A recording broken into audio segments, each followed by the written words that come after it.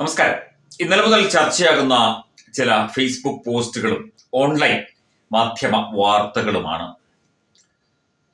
നമുക്ക് ശ്രദ്ധിക്കേണ്ടത്. അതായത്, മുഖ്യമന്ത്രിയെ കണ്ടപ്പോൾ അന്തരിച്ച ശ്രീനിവാസന്റെ മകൻ ധ്യാൻ ശ്രീനിവാസൻ എഴുന്നേറ്റ് നിന്ന് കൈകൂപ്പി കാലിൽ നമസ്കരിച്ചില്ല എന്ന് പറഞ്ഞ് അയാളെ, ആ ധ്യാൻ ശ്രീനിവാസൻ എന്ന വ്യക്തിയെ ക്രൂരമായി പരിഹസിച്ചുകൊണ്ടും അതിക്രൂരമായി വേദനിപ്പിച്ചുകൊണ്ടും ഉള്ള കള്ള കമ്മികളുടെ, അതായത് വൃത്തികെട്ട കമ്മികളുടെ കമന്റുകളാണ് കഴിഞ്ഞ ദിവസമൊക്കെ തന്നെ സമൂഹ മാധ്യമങ്ങളിൽ ചർച്ചയായത്. മുഖ്യമന്ത്രി പിണറായി വിജയൻ ആരാ? നാട്ടുരാജാവാണ്. ജനങ്ങൾ തിരഞ്ഞെടുത്ത ജനപ്രതിനിധിയാണ്. ജനാധിപത്യമാണ് ഇവിടെ ഏകാധിപത്യമല്ല.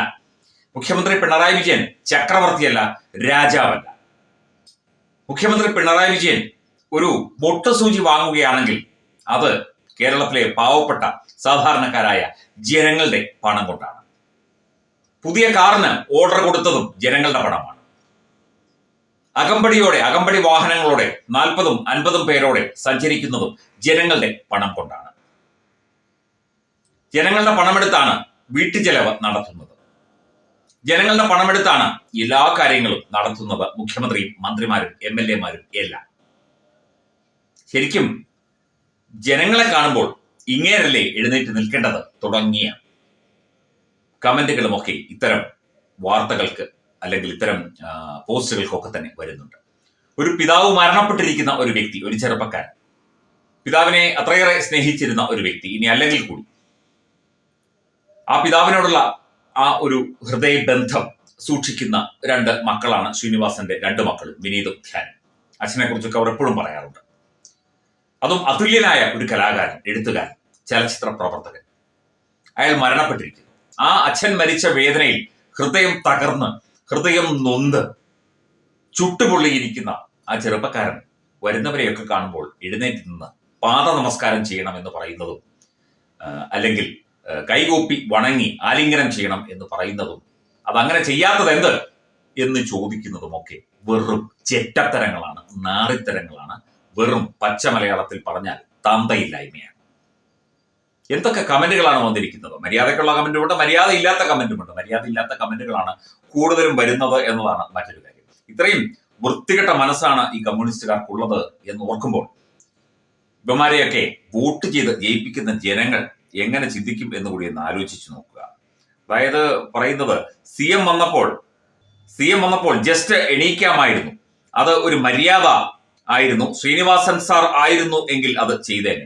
ഇനിയിപ്പോ മരിച്ചു കിടക്കുന്ന ശ്രീനിവാസൻ എന്തുകൊണ്ട് എഴുന്നേൽക്കാത്തത്, അല്ലെങ്കിൽ എണീറ്റില്ലല്ലോ എന്ന് ആലോചിച്ച് മരിച്ചു കിടക്കുന്ന മൃതദേഹം എണീറ്റ് നിന്ന് ഈ കാരണഭൂതനെ കാണുമ്പോൾ കൈകൂപ്പി വണങ്ങണം, കൈകൂപ്പി വന്ദിക്കണം എന്നും ഇവന്മാർ പറയുമായിരിക്കും.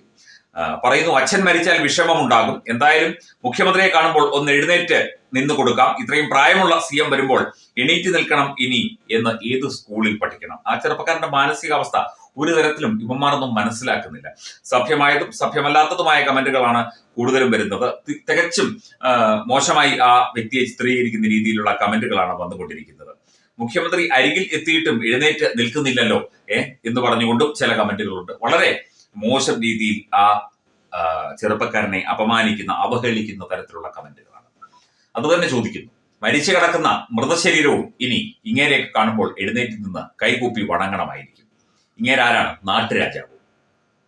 ഏതൊരു സിനിമയിൽ മോഹൻലാൽ ചോദിച്ചതുപോലെ, താനാരാ നാട്ടുരാജാവോ എന്ന് ചോദിച്ചതുപോലെ, ജനങ്ങൾ തെരഞ്ഞെടുത്ത ഭരണാധികാരി, ജനാധിപത്യത്തിൽ കൂടെ മുഖ്യമന്ത്രിയായ വ്യക്തി, ഇങ്ങനെ കാണുമ്പോൾ എല്ലാവരും എഴുന്നേറ്റ് നിൽക്കണം, അല്ലെങ്കിൽ ഇങ്ങനെ കാണുമ്പോൾ വഴിമാറിപ്പൊക്കോണം, ഇങ്ങനെ കാണുമ്പോൾ ആ പ്രദേശത്തു കൂടി ആരും വരരുത് തുടങ്ങിയ ഏകാധിപത്യ പ്രവണതകളൊക്കെ തന്നെ മാറ്റിവെക്കേണ്ട സമയം എന്നെ അതിക്രമിച്ചു. പക്ഷെ അത് ചെയ്യുന്നില്ല.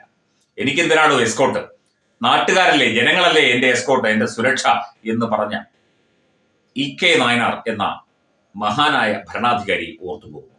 അദ്ദേഹവും ഈ പാർട്ടിയിലൂടെ തൊഴിലാളി വർഗ പ്രസ്ഥാനത്തിലൂടെ കടന്നു വന്ന വ്യക്തിയാണ്. ഇവിടെ ഏകാധിപത്യം, അതിന് സ്തുതിഗീതം പാടാൻ കുറെ വാലാട്ടി പട്ടികൾ. അതാണ് ഏറ്റവും രസകരമായ കാര്യം.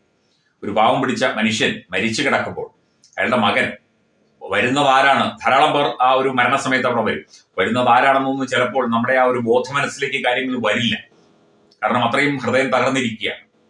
അപ്പം സ്വാഭാവികമായും ചിലപ്പോൾ ഒരു സെക്കൻഡ് താമസിച്ചോ അല്ലെങ്കിൽ ഒരു മിനിറ്റോ കഴിഞ്ഞിട്ട് ചിലപ്പോൾ അയാൾ എഴുന്നേറ്റിട്ടുണ്ടാകും. അല്ലെങ്കിൽ അയാൾ എഴുന്നേൽക്കാൻ മറന്നുപോയി തളർന്നിരിക്കുകയായിരിക്കും. ശാരീരികമായും മാനസികമായും തളർന്ന് ഇരിക്കുകയായിരിക്കും ആ ചെറുപ്പക്കാരൻ. അയാളെ ഇത്തരത്തിൽ വിമർശിക്കുന്നത് ഏത് മനോഭാവത്തിന്റെ പേരിലാണ് എന്നുള്ള കാര്യത്തെക്കുറിച്ച് നമുക്കിന്നും സംശയമുണ്ട്. കമ്മി മനോഭാവം എന്ന് പറഞ്ഞാൽ പുരോഗ ചെറ്റകളുടെ, രാജ്യവിരുദ്ധരുടെ, രാജ്യദ്രോഹികളുടെ, ജനവിരുദ്ധരുടെ മനോവികാരമാണ് ഈ കമ്മ്യൂണിസ്റ്റുകൾ ഈ ഫേസ്ബുക്ക് പോസ്റ്റിലൂടെയും മറ്റും പ്രകടിപ്പിച്ചുകൊണ്ടിരിക്കുന്നത്.